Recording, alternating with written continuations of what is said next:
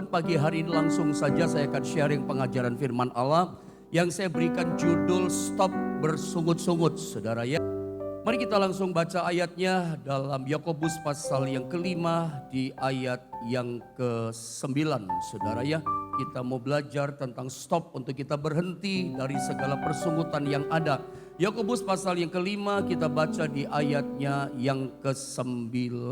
Mari Bapak Ibu Saudara, kita membaca ayat ini secara bersama-sama. 1, 2, dan 3. Saudara-saudara, janganlah kamu bersungut-sungut dan saling mempersalahkan, supaya kamu jangan dihukum. Sesungguhnya hakim telah berdiri di ambang pintu. Saudara, dari ayat yang kita baca ini kita temukan sesuatu dikatakan saudara-saudara. Perhatikan kalimat-kalimat awal yang saya baca. Dikatakan lanjutannya begini, janganlah kamu bersungut-sungut. Perhatikan ada kata janganlah. Saya pikir sepakat kata jangan itu artinya dilarang. Kata jangan artinya tidak boleh. Bahwa Tuhan melarang kita, Tuhan tidak memperbolehkan setiap kita untuk kita bersungut-sungut, untuk kita mengeluh dalam kehidupan kita. Seperti doa tadi katakan, ketika kita menghadapi situasi hidup yang kita nggak harapkan, kita mengalami hidup yang kita nggak inginkan, yang tidak menyenangkan, yang pahit gitu buat kita, nggak senang gitu loh kita ngalami. Nah, dalam situasi kondisi saat menghadapi hidup yang seperti ini, Tuhan berkata begini, jangan kamu mengeluh, jangan kamu bersungut-sungut. Tidak boleh, dilarang mengeluh. Kata janganlah kamu bersungut-sungut, itu seperti saya ajarkan beberapa hari yang lalu pada saudara. Janganlah hendaknya kamu khawatir. Sama saja, ada kata jangan. Kata jangan di sini itu adalah larangan. Itu sama dengan kita ingat, dalam perjanjian lama ada 10 hukum perintah Allah. Di situ ada sekali banyak kata janganlah, janganlah. Janganlah ada ilah lain di hadapan hadiratku. Jangan kamu sujud menyembah kepadanya. Jangan kamu membuat patung. Jangan kamu berzina. Jangan kamu mencuri. Jangan apa lagi? Jangan kamu jadi saksi dusta. Jangan kamu mengingini harta milik orang lain. Jangan mengingini segala macam, bla bla segala macam. Ada banyak kata janganlah. Itu nggak boleh dilanggar. 10 hukum perintah Allah, ketika kita melanggar itu, ya kita berdosa. Saya berani katakan, ketika kita bersungut-sungut sebagai anak Tuhan, Anda ngomel ketika menghadapi situasi hidup yang nggak menyenangkan, itu dosa loh. Nanti saya tunjukkan, itu adalah berontak kepada Tuhan. Itu bentuk perlawanan kita kepada Tuhan. Setiap kali kita ngomel bersungut-sungut kepada Tuhan, itu sama dengan kita nggak percaya kepada Tuhan. Bersungut-sungut itu dosa. Ada kata janganlah kamu bersungut-sungut. Bagaikan perjanjian lama ada 10 hukum perintah Tuhan. Janganlah, janganlah, janganlah. Seperti kita, contoh ya. Seperti kita di tempat-tempat umum, ada banyak di sekitar kita, di kota kita, itu fasilitas-fasilitas umum. Di situ ada banyak rambu-rambu larangan. Betul ya saudara ya, dilarang masuk khusus karyawan saja. Apalagi dilarang parkir di sini. Ya, dilarang parkir di sini. Ada banyak larangan. Ketika Anda melanggar parkir motor sembarangan, ada rambu dilarang parkir. Lalu Anda melanggar parkir mobil seenaknya di tepi jalan itu ban Anda bisa digembosi. Bahkan mobil saudara, motor saudara bisa diderek sama petugas dibawa ke tempat yang ditentukan. Kenapa? Kamu melanggar, bahkan ada denda. Dilarang buang sampah, Anda buang sampah seenaknya. Bisa didenda 50.000 atau denda hukuman yang lain. Karena melanggar gitu ya. Ada konsekuensinya, ada akibatnya. Seperti itu kita melanggar perintahnya Tuhan. Apakah ada sepakat sama saya lebih dulu bahwa kata janganlah kamu bersungut-sungut ini adalah larangan daripada Tuhan, ini rambu loh, ini awasan, ini warning bahwa kita orang Kristen yang ikut Yesus kita nggak boleh stop daripada yang namanya persungutan. Kita bicara bahas tentang yang namanya stop bersungut-sungut, stop mengeluh. Coba saudara lihat ini, perhatikan saya baca ulang di ayat yang ada. Ya, saudara-saudara janganlah kamu bersungut-sungut, ya, dan saling mempersalahkan. Apalagi supaya dikatakan apa? Kamu jangan dihukum. Sebab setiap kali kita bersungut-sungut, sesungguhnya hakim telah berdiri di ambang pintu. Apa sih maksudnya hakim telah berdiri di ambang pintu? Hakimnya siapa? Tuhan hakimnya. Atau firman Allah hakimnya. Dia langsung di depan pintu hati kita, langsung jadi saksi, langsung melihat kejadian, langsung melihat peristiwa yang sedang terjadi. Ngomelnya kita dia jadi saksi. Jadi saksi langsung loh. Berdiri di depan kita di ambang pintu. Jadi kapanpun kita ngomel, kapanpun kita bersungut-sungut, kapanpun Anda mengeluh dengan keluhan-keluhan kehidupan. Itu Allah hakim yang adil langsung jadi saksi. Nanti ketika penghakiman kita gak bisa mengelak. Saya gak pernah mengeluh tuh Tuhan. Tuhan berkata, aku langsung jadi saksi di depan pintu hatimu. Aku tahu kata Tuhan. Anda gak bisa ngelak. Ada konsekuensi daripada pengeluhan supaya kamu jangan dihukum. Makanya Tuhan berkata jangan kamu bersungut-sungut. Sebab ketika kita melanggar kita nggak stop diri kita. Nggak ngerti kita. Persungutan itu mengandung hukuman. Coba Anda lihat screen ini, gambar ini. Bersungut-sungut berdasarkan Yakobus pasal 5 ayat 9 yang baru kita baca. Bahwa ternyata bersungut-sungut bukan hanya tidak baik di mata Tuhan dan orang yang kita omelin sunguti, tetapi persungutan itu mendatangkan hukuman bagi yang melakukannya. Mari saya tunjukkan ayatnya, 1 Korintus pasal 10. Saya baca ayat 10, 11-nya sama-sama. Ayat 10 dan 11 ya. Dan janganlah, ada kata ini lagi ya, bersungut-sungut. Jangan, gak boleh, dilarang. Seperti yang dilakukan oleh beberapa orang dari mereka. Gara-gara bersungut-sungut tak terkendali. Sehingga konsekuensi akibatnya mereka dibinasakan malaikat maut. Beberapa orang dari mereka dibinasakan oleh malaikat maut. Beberapa orang, ini bukan 1, 2, 5, 10 orang. Ribuan orang dari antara orang Israel dibinasakan, dibikin mati oleh Tuhan di padang gurun. Apa sebabnya? Karena mereka bersungut-sungut kepada Tuhan. Bersungut-sungut bukan cuma sekedar nggak baik di hadapan Tuhan. Membawa hukuman. Israel pernah mengalami itu. Sama-sama baca ayat 11, 2, 3.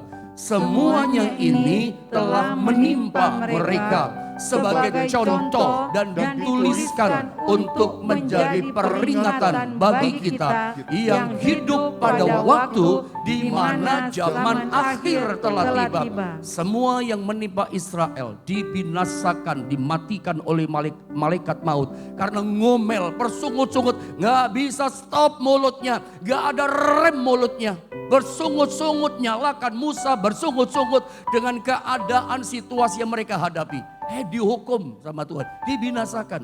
Dan Tuhan bilang begini, semua yang menimpa, yang terjadi pada Israel, itu jadi contoh buat kita. Dituliskan sengaja jadi contoh, kita jangan seperti itu. Karena ini akan terulang terjadi pada Israel rohani. Siapa? Israel rohani, gereja Tuhan. Itulah Anda dan saya.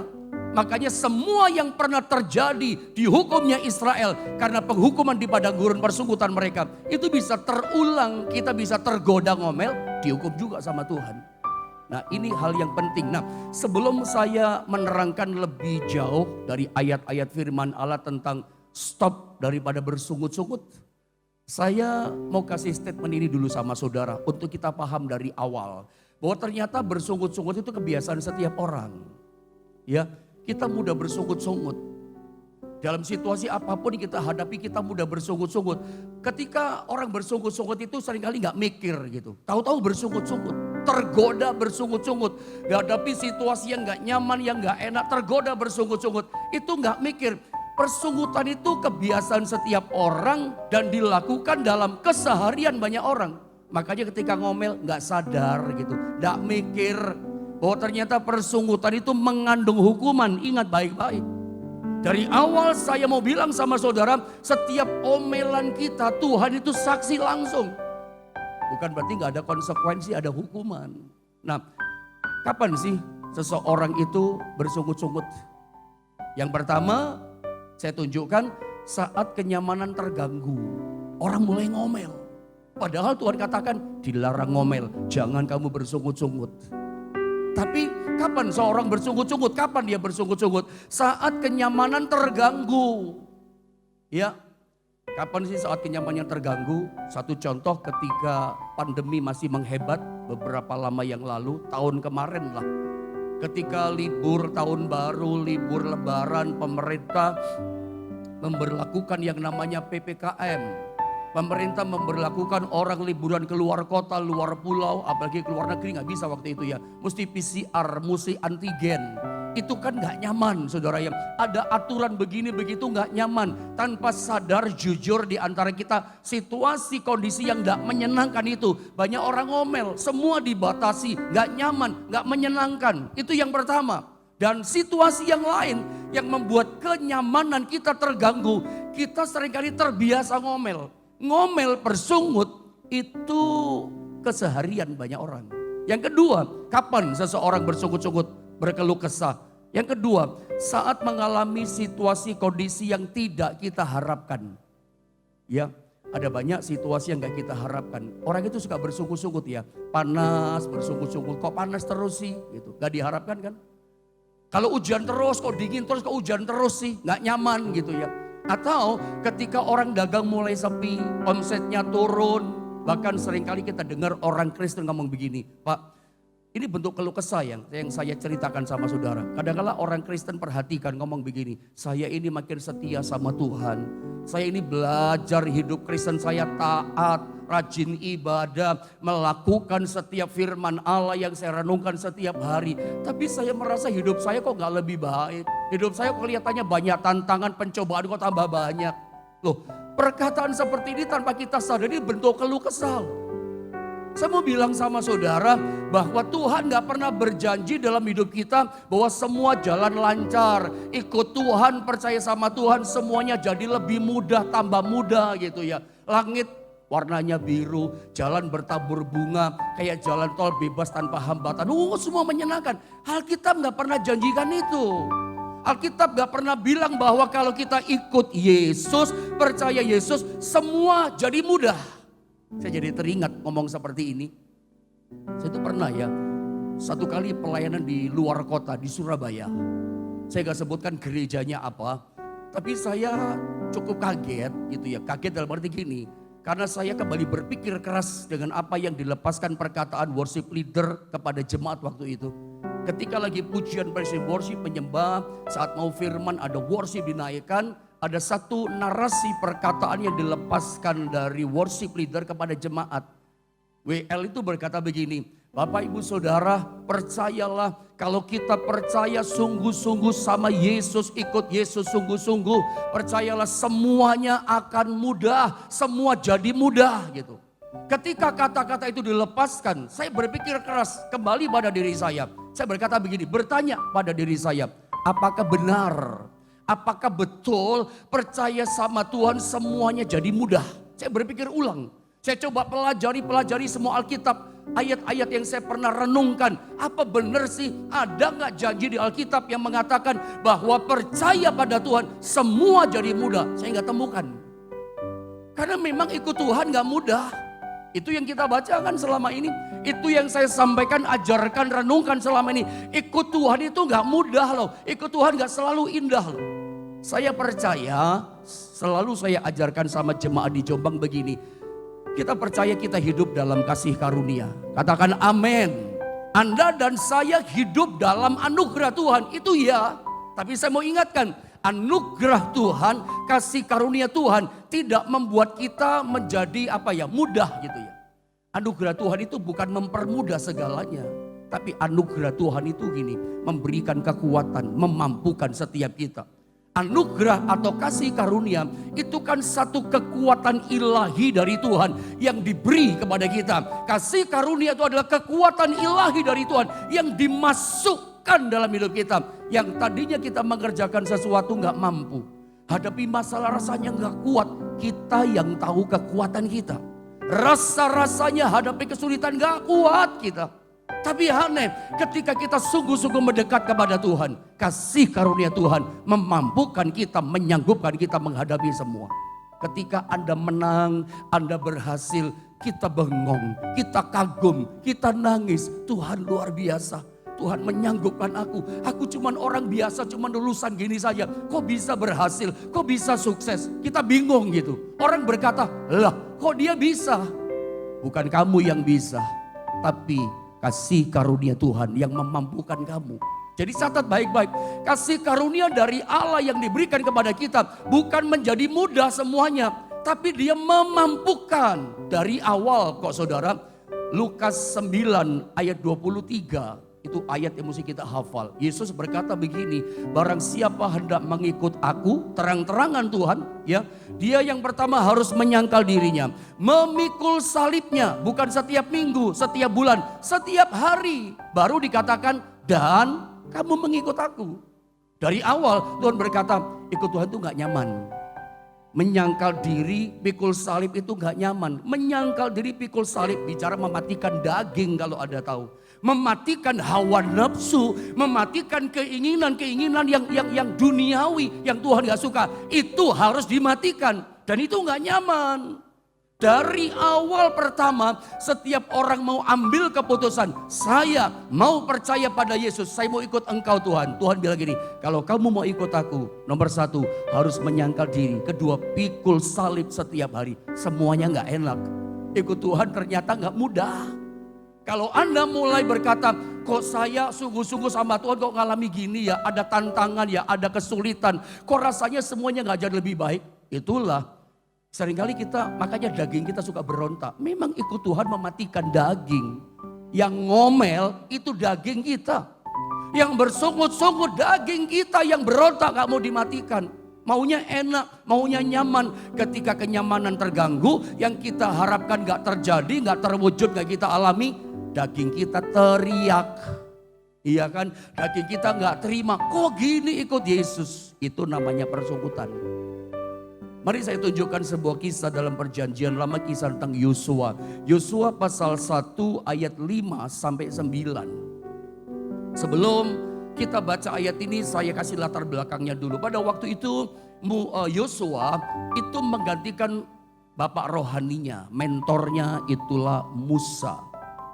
Saya suka bilang sama saudara, menggantikan orang sekali bermusa itu butuh nyali yang besar, butuh tekad yang besar, butuh keberanian yang besar. Karena Musa itu seorang yang diurapi Tuhan, seorang yang punya otoritas luar biasa.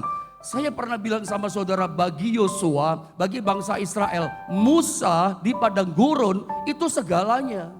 Ketika mereka perlu makan, Musa kami lapar. Ketika mereka haus, Musa kami haus, minta minum. Datangnya sama Musa, persoalan rumah tangga datang sama Musa, kerjaan ekonomi kesulitan datang sama Musa, punya macam-macam kesukaran datang sama Musa. Musa tolong kami, Musa tolong anak kami, semua datang sama Musa. Musa itu segalanya bagi bangsa Israel dan Yosua. Hari itu hamba Tuhan yang bernama Musa, pasal 1 dikatakan apa? Mati hamba Tuhan itu ayat 1. Yosua menggantikan Musa, itu butuh nyali besar. Yosua pasti berpikir begini, gak mudah saya pikir kalau Anda dan saya dalam posisi Yosua. Karena yang digantikan itu Musa gitu loh. Musa saja gagal memimpin Israel masuk tanah Kanaan. Pasti Yosua berkata gini, siapa aku? Gak gampang loh. Kalau posisimu Yosua, gak mudah. Makanya muncul ini ayat ketika Yosua krisis iman, ketika Yosua goncang karena ditinggal mati sama Nabi Musa, gurunya, mentornya yang mengajari tentang kuasa, kesetiaan, ketaatan, mujizat Tuhan, itu udah gak ada. Yosua bingung, akan datang ayat yang kelima. Yosua 1 ayat yang kelima, saya baca ya ayat ini, perhatikan setiap kalimat. Seorang pun tidak akan dapat bertahan menghadapi engkau. Luar biasa, seumur hidupmu kamu menang terus ya menghadapi peperangan, kata Tuhan. Seperti aku menyertai Musa. Dikatakan apa? Demikianlah aku menyertai engkau. Perhatikan kalimat ini. Aku tidak akan membiarkan engkau dan tidak akan meninggalkan engkau. Itu janji Tuhan pada Yosua. Ayat ini sangat familiar dengan kita. Dia menyertai kita, gak pernah biarkan kita. Dalam Ibrani. Artinya penyertaan ini bukan hanya bagi Yosua. Penyertaan ini berlaku juga buat kita. penyertaan Tuhan. Saudara, kalau kita baca ayat 5, nyaman. Wah, menyenangkan, enak. Tuhan berjanji menyertai kita. Tuhan berjanji gak tinggalkan kita. Hadapi masalah peperangan apapun kamu menang. Gak ada yang bertahan menghadapi engkau. Janji Tuhan luar biasa di ayat 5. Tapi begitu kita turun ayat 6, ayat 7, ayat 8, ayat 9. Mulai gak nyaman. Gak nyamannya di mana? Saya baca deh ayat 6 ya. Ikuti ya pembacaannya. Kuatkan dan teguhkanlah hatimu. Tuhan mulai ngomong, Yosua, kuatkan dan teguhkan hatimu. Karena seringkali orang itu kan seringkali cuman senangnya nguatin orang lain. Lu mesti kuat, lu mesti beriman. Jangan bimbang dong. Kita seringkali jago. Ya, profesor doktornya kita ini kalau nguatin orang lain, lu mesti kuat. Tapi Tuhan berkata dalam ayat ini kepada Yosua, Yosua, kamu jangan cuma bisa kuatin orang lain umat Allah. Dirimu juga, hatimu juga kamu harus kuat. Kamu harus kuatkan hatimu, kata Tuhan. Kuatkan dan teguhkanlah hatimu. Sebab dikatakan apa? Engkaulah yang akan memimpin bangsa ini. Ya, memiliki negeri yang kujanjikan dengan bersumpah kepada nenek moyang mereka untuk diberikan kepada mereka. Itu kuatkan, teguhkan. Ayat 7 sama. Hanya kuatkan dan teguhkanlah hatimu dengan sungguh-sungguh. Bertindaklah hati-hati sesuai dengan seluruh hukum yang telah diperintahkan kepadamu oleh hambaku Musa. Janganlah menyimpang ke kanan atau ke kiri supaya engkau beruntung kemanapun engkau pergi. Ayat 8. Janganlah engkau lupa memperkatakan kitab Taurat ini, tetapi renungkanlah siang dan malam. Ayat 9 sama-sama kita membacanya. 2, 3. Bukankah telah kuperintahkan kepadamu, kuatkan dan teguhkanlah hatimu. Janganlah kecut dan tawar hati, sebab Tuhan Allahmu menyertai engkau kemanapun engkau pergi. Ada dua kata yang saya coba sodorkan sama saudara. Yang pertama ayat yang ke-5 dan ayat ke-9 ada kata begini. Kemanapun kau pergi aku menyertai engkau. Aku sertai. Tapi perhatikan kalimat-kalimat kata-kata yang kedua ayat 6, ayat 7, ayat 8, ayat 9. Teguhkanlah hatimu, kuatkanlah hatimu. Disertai Tuhan, tapi ada kata teguhkanlah hatimu. Apa maksudnya? Tuhan berkata kepada Yosua, kepada bangsa Israel, kuatkan dan teguhkanlah hatimu. Maksud gini, kamu akan hadapi banyak peperangan. Lihat Yosua, penghuni Kanaan itu bangsa enak, raksasa. Peperanganmu akan hebat, masalahmu akan besar, tantanganmu akan luar biasa. Makanya Tuhan berkata begini, Yosua, kuatkan dan teguhkan hatimu. Kenapa? Peperangan masalahmu besar. Ternyata kita mengerti di sini, saya simpulkan, saya pelajari begini, bahwa ketika Tuhan menyertai kita bukan berarti semuanya mudah.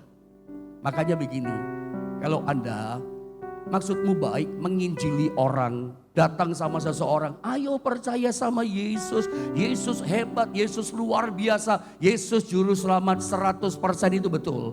Tapi saya mau ingatkan pagi ini sama saudara, dengarkan apa yang saya katakan baik-baik. Boleh kau menginjili orang, tapi jangan saudara menjanjikan sesuatu yang Tuhan gak janjikan. Ya, maafkan kata-kata saya, mungkin keras, tapi maafkan. Tapi ini benar untuk kita, baik untuk kita.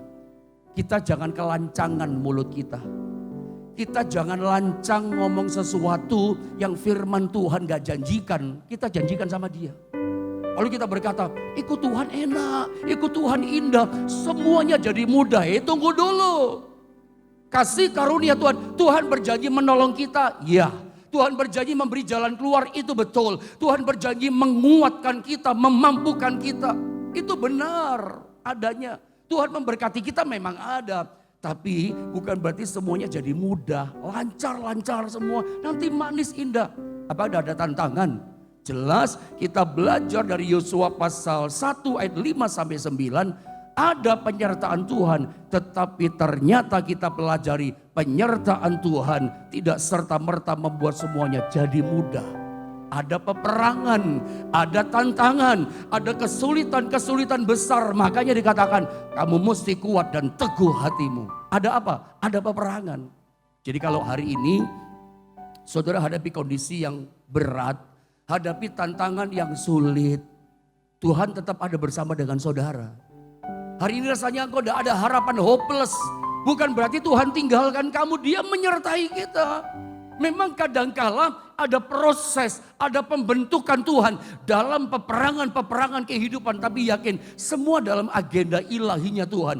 Kalau ada penyertaan Tuhan, seperti aku menyertai Musa, hai Yosua, seperti itu aku menyertai kamu. Tidak ada orang bertahan menghadapi engkau. Berarti ada peperangan dong.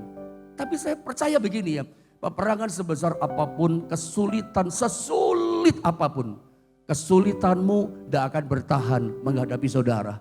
Selama saudara gak menyerah kepada masalahmu, selama kamu tidak menyerah dengan kesulitan hidupmu, masalahmu yang sulit menyerah sama saudara. Karena jelas Alkitab berkata dalam ayat ini, gak ada yang bertahan berperang menghadapi engkau. Saya berdoa pagi ini, peperanganmu engkau yang keluar sebagai pemenang. Kenapa? Ada penyertaan Tuhan. Nah, saudara lihat berikutnya, mengeluh atau bersungut-sungut. Kenapa dilarang Tuhan? Karena bersungut-sungut atau mengeluh tidak memperbaiki keadaan, tapi memperburuk keadaan. Apakah kalau usahamu sepi, lalu saudara ngomel-ngomel, lalu usahanya tambah rame? Kalau omsetnya, pemasukannya turun, Anda ngomel-ngomel sama Tuhan, ngomel salahkan istri, salahkan anak, pegawai kamu salahkan, gara-gara kamu omsetnya turun, pemasukan kurang. Apa dengan Anda bersungut-sungut ngomel sama Tuhan, sama orang lain, membuat omsetnya naik? Justru memperburuk keadaan, merejus semua yang ada. Saya coba tunjukkan sama saudara, bahwa mengeluh bersungut-sungut itu tindakan menggembosi diri sendiri. Rejus semuanya. Ada 2 ayat saya coba angkat sama saudara. Mazmur 6 ayat 7, Mazmur 32 ayat yang ketiga. Saya baca Mazmur 6 ayat 7 dibilang begini. Lesu aku karena mengeluh atau bersungut-sungut jadi lesu. Setiap malam aku menggenangi tempat tidurku dengan air mataku. Aku membanjiri ranjangku. Lihat ayat ini berkata, justru orang yang mengeluh bersungut-sungut jadi lesu. Tahu lesu? Rasanya gak ada harapan. Lemah, lelah, gak ada semangat, itu lesu. Belum kalah, rasanya udah kalah. Belum hancur, hancur aku. Itu lesu, gak ada harapan. Padahal hidup Kristen, hidup yang penuh pengharapan. Kita punya Yesus kok. Gak ada kesulitan, masalah yang menang menghadapi saudara. Selama saudara tidak menyerah kepada masalahmu, masalahmu yang pasti menyerah sama saudara. Bertekuk lutut sama saudara. Lah ini gara-gara mengeluh, kita jadi menyerah sebelum perang. Lesu kita, hilang semangat kita. Coba Anda mengeluh tiap hari, jadi kebiasaan saudara. Ya. Rasanya gak ada gairah kita. Coba kita baca di selanjutnya. Mazmur 32. Tolong Pak David bantu baca Pak. Ayat yang ketiga. Saudara lihat ayat ini. Dikatakan apa saudara? Selama aku berdiam diri, tulang-tulangku menjadi lesu karena aku mengeluh sepanjang hari. Lah ini dibilang begini. Gara-gara mengeluh sepanjang hari jadi kebiasaan kita. Gak mikir, kita ngeluh dalam keseharian kita. Tulang-tulangku menjadi lesu, maka retek saudara ya, aduh capek rasanya. Kadang-kadang kalau kita bangun tanpa kita sadar, itu omelan ya, capek aku. Capek betulan, kayak ada raksasa rangkul kita keras-keras, pegel betulan saudara ya. Capek betulan, lelah hari itu rasanya. Alkitab jelas ini menggembosi kekuatan kita. Bikin bocor kekuatan kita. Pengeluhan itu bukan sekedar gak baik loh saudara ya. Bukan sekedar gak berkenan, Tuhan gak suka. Itu menghancurkan kita, memperburuk keadaan kita. Kesehatan kita termasuk. Coba lihat pengeluhan. Ternyata ketika mengeluh bangsa Israel kembali kepada peristiwa di padang gurun. Ketika mereka mengeluh itu ternyata gak langsung sama Tuhan. Nembaknya bukan langsung pada Tuhan. Kita lihat langsung saja ya ayat 24 ya. Keluaran 15 ayat 24 sama-sama kita baca. 2, 3. Lalu bersungut-sungutlah bangsa itu kepada Musa. Kata mereka, apakah yang akan kami minum? Ini kan ayat yang barusan kita pelajari kemarin. Masih ingat ya, firman Allah kemarin ini lanjutan dari firman kemarin. Ternyata ketika Israel bersungut-sungut, gak ada air, Mereka itu bersungut-sungutnya dikatakan, saya baca ya. Lalu bersungut-sungutlah bangsa itu kepada Musa. Bagaimana ngomelnya bersungut-sungutnya? Apakah yang kami minum? Coba lanjutkan satu ayat lagi, Keluaran 17 ayat 3. Sampai ngomong-ngomong mati mereka itu saudara ya. Saya baca ayat ketiga ya. Hauslah bangsa itu akan air di sana. Bersungut-sungutlah bangsa itu kepada Musa dan berkata, mengapa pula engkau memimpin kami keluar dari Mesir untuk membunuh kami, anak-anak kami dan ternak kami kehausan di sini. Mau kubur kami di sini. Ketika kehausan ngeluhnya bersungut-sungutnya nggak langsung Tuhan, tapi kepada Musa. Ketika tiba di Mara, airnya pahit. Wah, mereka marah, mereka bersungut-sungut, mereka berontak sama Musa yang kelihatan. Jadi setiap kali kita mulai komplain sama hamba Tuhan, gimana sih pendeta khotbah begini segala macam, atau kepada orang lain, ngomelnya sama orang, ngomel sama manusia, tapi sebetulnya itu nggak puas sama Tuhan. Lihat ayat ini, ayat yang terakhir buat kita. Kita kunci, kita sama-sama baca Keluaran 16 ayat 12. Ayo di rumah-rumah baca dengan sukacita ini ayat firman Allah 2, 3. Aku telah mendengar sungut-sungut orang Israel. Katakanlah kepada mereka, pada waktu senja kamu akan makan daging, dan pada waktu pagi kamu akan kenyang makan roti. Maka kamu akan mengetahui bahwa akulah Tuhan Allahmu. Aneh Israel. Mereka kan sebetulnya harusnya bersyukur. Menurut saya kalau saya pelajari, harusnya Israel ini umat yang paling bersyukur kepada Tuhan. Kenapa harusnya bersyukur? Karena mereka itu yang dipilih Tuhan, bangsa pilihan, umat pilihan, umat ketebusan Tuhan. Tuhan yang pilih loh. Umat yang dikuduskan Tuhan, anak sulungnya Tuhan, umat yang dipilih harusnya bersyukur. Bahkan dalam perjalanan mereka di padang gurun, Tuhan langsung hadir dalam tiang awan, kayak payung itu awan. Mereka tidak kepanasan. Kalau tiap kali mereka lihat ke atas ada tiang awan di atas mereka, itu seperti lihat Tuhan, ada kehadiran penyertaan Tuhan. Bahkan malam hari mereka tidak pernah kegelapan, nggak pernah kedinginan. Tiang kayak payung tadi itu berpijar kayak api. Terang mereka di padang gurun yang gelap. Bayangkan, mana ada di dunia kayak begini. Ini betul-betul umat yang dipilih. Harusnya bersyukur lihat kehadiran Tuhan. Langsung lihat mujizat, langsung minta makan. Sorga turunkan makanan mana? Minta daging, burung puyuh datang. Itu bagaimana caranya? Masa gak bisa lihat Tuhan? Gak lihat itu adalah Tuhan, itu kuasa Tuhan, itu penyertaan Tuhan, itu mujizat dari Tuhan, bukan dari yang lain. Tapi kenapa ya? Harusnya bersyukur, ngomel-ngomel, bersungut-sungut. Dan gara-gara inilah mereka dihukum sama Tuhan. Ribuan orang. Bahkan nanti ujungnya begini, mereka yang ngomel-ngomel gagal masuk tanah Kanaan, tidak mengalami janji berkat. Jangan-jangan dalam tanda kutip kita gagal menang, kita gagal mengalami janji-janji berkat yang Tuhan sediakan buat kita. Kemanisan, keindahan di dalam Tuhan, gunung batu keluar air madu yang manis, kita gak ngalami. Kenapa? Tukang ngomel. Gak pernah mikir kita bersungut-sungut bahwa ternyata omelan kita, persungutan kita mengandung konsekuensi hukuman. Memperburuk keadaan kita, bukan tambah naik, tambah turun. Bukan tambah jaya, tambah hancur. Karena berkat Tuhan tidak ada pada kita. Tuhan gak suka, bukan cuma gak suka, mengandung hukuman. Israel binasa di padang gurun. Harusnya bersyukur.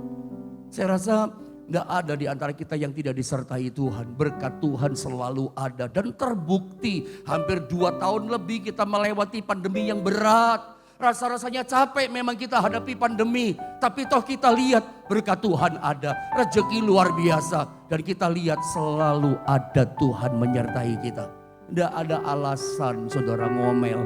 Hari ini ganti omelanmu dengan bersyukur. Saya berharap lewat pengajaran firman Allah yang saya ajarkan pada saudara pagi ini, kiranya doa saya firman Allah ini jadi rem buat kita.